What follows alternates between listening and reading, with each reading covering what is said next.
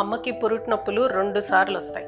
First time బిడ్డను బయటకు తీసినప్పుడు చాలా పెయిన్ఫుల్గా ఉంటుంది కదా. సెకండ్ టైం అదే బిడ్డ ఇంట్లో నుంచి బయటికి వెళ్ళినప్పుడు తన ఫ్యూచర్ కోసం, తన కెరియర్ కోసం, తన ఎడ్యుకేషన్ కోసం. ఫస్ట్ టైం వచ్చే పురుటి నొప్పులు ఫాస్ట్గానే తగ్గిపోతాయి, 1 రోజు 2 రోజులు. పిల్లోడి ముఖం చూస్తానే ఏ నొప్పి గుర్తుండదు కదా మనకి. కానీ సెకండ్ టైం వచ్చేది అంత తొందరగా పోదు. మా అబ్బాయి హాస్టల్కి వెళ్ళి ఇప్పటికి 1 year అయింది. అమ్మని నేను. ఇది నా కథ, ఇది మీ కథ, ఇది మనందరి కథ.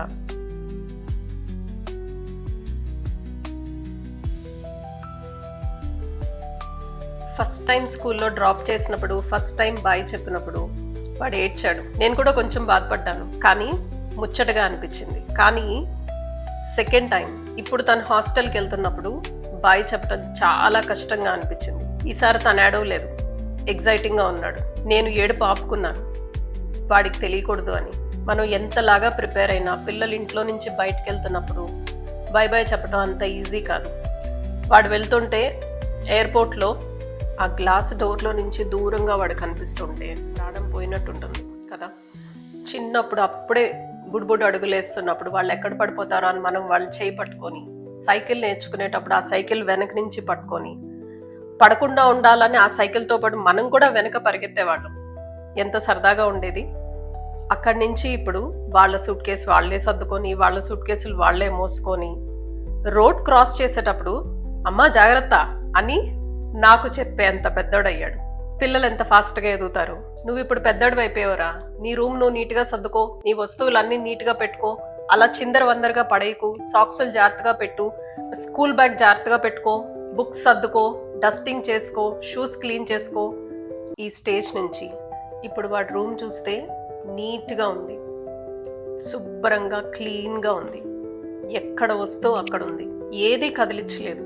ఇంత క్లెన్లీనెస్ అవసరమా? ఇంత క్లెన్లీనెస్ని భరించడం కూడా చాలా కష్టం అండి కదా. ఇన్ఫ్యాక్ట్ ఆ మెస్సే బాగుంది, ఆ చిందరవందరగా పడేయటమే బాగుంది. ఈ క్లెన్లీనెస్లో సాటిస్ఫాక్షన్ లేదు. మార్నింగ్ 4కి నిద్ర లేచి వాడి బాక్సుల సంగతి, టిఫిన్ సంగతి, యూనిఫామ్, బుక్స్ రెడీగా ఉన్నాయా లేదా, స్కూల్ బ్యాగ్ రెడీగా ఉందా లేదా, పికప్ డ్రాప్, ఇన్ని పనులు చేస్తూ అబ్బా ఒక కాఫీయో టీయో 5 నిమిషాలు కూర్చొని తాగే టైం కూడా లేదు కదా అని అప్పుడప్పుడు అనుకుని ఆ స్టేజ్ నుంచి ఇప్పుడు పొద్దున్న 8 o'clockకి లేచినా ఏంటి ఇంత ఆలస్యమైంది, ఏమి ఈ రోజు లేట్ అయింది, పనులు ఎలాగా అనే స్టేజ్ లేదు. 4కి లేచిన రోజున ఏ రోజు టైర్డ్గా అనిపించలా. ఇప్పుడు 8 o'clockకి నిద్ర లేచినా రెస్ట్ తీసుకున్న ఫీలింగ్ లేదు, రెస్ట్లెస్గా ఉంది. ఆ బిజీ స్కెడ్యూలే బాగుంది, రెస్ట్ లేకుండా పనిచేసిన ఆ డేసే బాగున్నాయి. ఇప్పుడు చాలా టైం ఉంది, తీరిగ్గా కూర్చునే కాఫీలు టీలు తాగే టైం ఉంది, టీవీ చూడటానికి కావాల్సినంత టైం ఉంది, అని రెస్ట్లెస్గా ఉంది. మన కోసం మనం పరిగెత్తాం, కానీ పిల్లల కోసం టైం చూసుకోకుండా పరిగెడతాం కదా. మా వాడు ఇంటర్లో ఉన్నప్పుడు లాస్ట్ మూమెంట్లో చెప్పేవాడన్ని. వాడు జేఈకి ప్రిపేర్ అయ్యాడు. లాస్ట్ మూమెంట్లో 8 o'clockకి, some times 7:30, some times even 9 o'clock, అమ్మ ఈ ప్రింట్అవుట్ తీసుకొని రా, అమ్మ నాకు అటు బుక్ కావాలి, ఇది తీ, అది తీ, ఇది రెడీ చేసి పెట్టు, అది రెడీ చేసి పెట్టు అంటే మనసులో అప్పుడప్పుడు అనుకునేదాన్ని, వెళ్ళి నీ డాడీని అడగరా అని. మళ్ళీ అనేదాన్ని కాదు, ఎక్కడ నన్ను అడగటం మానేస్తాడు అని. 8 o'clockకి 9 o'clockకి పరిగెత్తుకుని వెళ్ళి ఒక మాల్కి వెళ్ళి, అందులో సప్నా బుక్ స్టోర్ ఉంటే అక్కడికి వెళ్ళి పరుగులు తీసుకుని వెళ్ళి వాడికి కావాల్సినవి కొన్ని తీసుకొస్తుంటే అక్కడ నాకు ఒక మదర్ కనిపించారు, నాలాంటి ఇంకొక అమ్మ.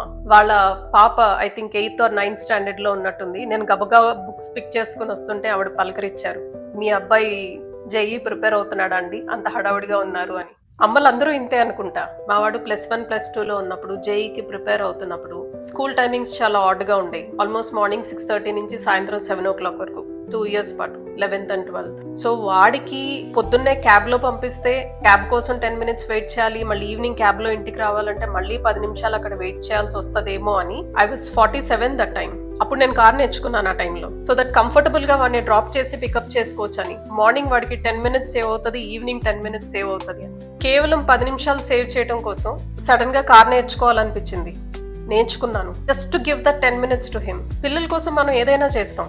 ఐ థింక్ మదర్లీ ఇన్స్టింక్ట్ అనుకుంటా అది. వాళ్ళ కోసం మనం టైం చూడం, ముందు వెనక ఆలోచించాం, ఎంత దూరం అయినా వెళ్ళిపోతాం, ఏం కావాలన్నా చేస్తాం. కాస్త మన గురించి మనం కూడా ఆలోచించుకుంటే బాగుంటుందేమో. ఆ స్టేజ్లో తెలియదు. వాళ్ళ లైఫ్ వాళ్ళు చూసుకోవడం స్టార్ట్ చేసిన తర్వాత మనకి పూర్తిగా ఎంటీగా అనిపిస్తుంది. నేను 14 years కార్పొరేట్లో పనిచేసి ఆ తర్వాత మా వాడి కోసం జాబ్ మానేశాను. చాలా చిన్న స్టేజ్ నుంచి మిడిల్ మేనేజ్మెంట్ స్టేజ్ వరకు గ్రో అయ్యాను. చాలా సిన్సియర్గా వర్క్ చేశాను. కానీ వాడి కోసం జాబ్ మానేయాలి అని డిసైడ్ అయినప్పుడు 1% రిగ్రెట్ కూడా లేదు. జాబ్ మానేసి ఇప్పటికే 13 years అయింది. ఒక్క రోజు కూడా అనిపించలేదు లక్షల్లో ప్యాకేజ్ అన్నెసరిగా మానేసానా అన్న ఫీలింగ్ ఒక్కసారి కూడా లేదు. కానీ ఇప్పుడు అనిపిస్తోంది ఇంత టైం ఉంది, ఏదన్నా ఒక్క చిన్నది నా కోసం నేను పెట్టుకుంటే బాగుండేదేమో అని.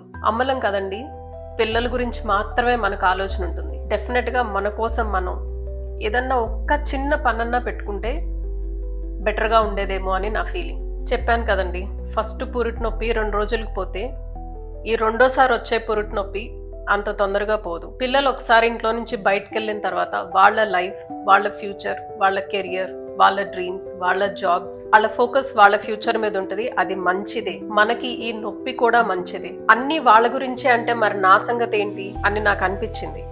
ఈ క్వశ్చన్ నేను నా కొడుకుని అడగలేదు, మా వారిని అడిగాను. నవ్వి నన్ను చూసుకో అన్నారు. ఆ ఫోకస్ ఇప్పుడు నా మీద పెట్టు అన్నారు. వాళ్ళు కాస్త మనకు సపోర్ట్ చేయగలరు. కానీ ఈ ఎంప్టీనెస్ట్ సిండ్రోమ్ లో నుంచి మనకి మనమే బయటపడాలి. ఇప్పుడైనా కనీసం మన గురించి మన కోసం ఏదైనా చిన్నదో పెద్దదో ఫుల్ఫిల్డ్ గా ఉండేలాగా ప్లాన్ చేసుకుంటే బాగుంటుంది. నాకు తెలుసు ఈ నొప్పి చాలా రోజులు ఉంటుందని నాకు తెలుసు, కానీ ఈ నొప్పి మంచిదే. వాళ్ళ కోసం మనం ఈ నొప్పి కూడా భరించి తీరాలి. మనం పట్టుకుంటే వాళ్ళు ఎదగలేరు, మనం వదిలేస్తే వాళ్ళు హ్యాపీగా ఫ్లై అవుతారు. మనం హ్యాపీగా ఉంటే వాళ్ళు హ్యాపీగా ఉంటారు. ప్రయత్నిస్తున్నాం, చూద్దాం ఎంత సక్సీడ్ అవుతాను. అందుకే ఈ ఛానల్ నా కోసం, మీ అందరి కోసం. ఈ ఛానల్లో నేను finance related topics, emotional wellbeing, spiritual వెల్బీయింగ్తో పాటు హెల్దీ కుకింగ్ గురించి కూడా మాట్లాడతాను. ముఖ్యంగా ఫైనాన్స్ రిలేటెడ్ టు విమెన్. ఇంట్లో ఉండి సంపాదించుకోవడం ఎలాగా, మన ఎర్నింగ్స్ని మనం ఎలా సేవ్ చేసుకోవాలి, డిఫరెంట్ ఫైనాన్షియల్ టిప్స్ గురించి, స్టాక్ మార్కెట్ గురించి, మ్యూచువల్ ఫండ్స్ గురించి, ప్యాసివ్ ఇన్కమ్ గురించి డిఫరెంట్ టాపిక్స్ మనం మాట్లాడుకుందాం. నాకు తెలిసిన విషయాలు నేను మీతో షేర్ చేసుకుంటాను. మీకు ఈ టాపిక్ రిలేటెడ్గా అనిపిస్తే please do subscribe to my channel and please do share the video with your friends and with your family. Thank you so much. You too take care. Bye.